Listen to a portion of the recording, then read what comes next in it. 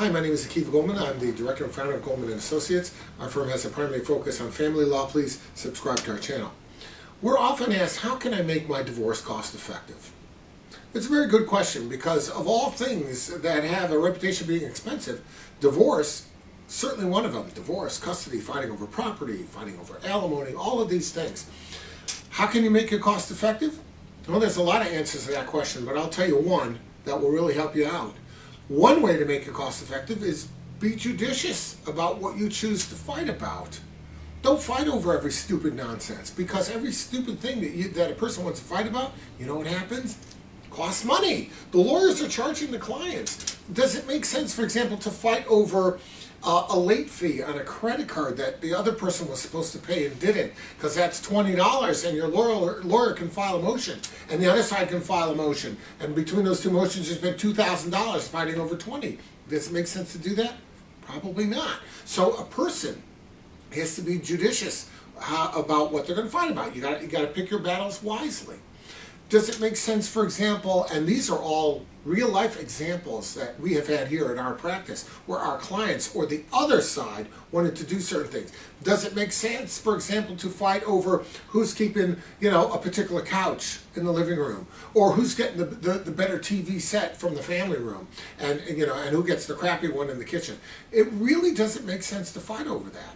It doesn't, because you can get better stuff for cheaper than it'll cost you to have your lawyer even make a phone call about it. You can probably replace the item, get a brand new one. So in general, don't fight over stuff. That's number one. That's one way to keep your divorce cost effective. Fight over the things that are important to you. But if it's a question of a chair or a couch or a TV set, I don't think that's a battlefield you want to die on. Don't waste your time. Always look at it. What's it going to cost me to wage this battle? You may find that it's just not cost effective to launch those missiles. Another thing you can do is remember who your attorney is. Your attorney is the one who advocates and protects your legal rights, who tries to get the most favorable legal position on your behalf. That's who your attorney is. Your attorney's not your girlfriend. Your attorney's not a social worker. He's not a psychiatrist. Your attorney's not, your friends at the bar. So if you want to complain that your husband's a terrible guy, that your husband said something nasty to you, complain to those people who your attorney is not. You want to call up your lawyer and say, can you believe what my husband did now? That's a very expensive phone call you're about to make, because you're going to take that lawyer's time, you're going to get charged for it, and for what? He's a bad guy? We already know he's a bad guy. That's why you're getting divorced.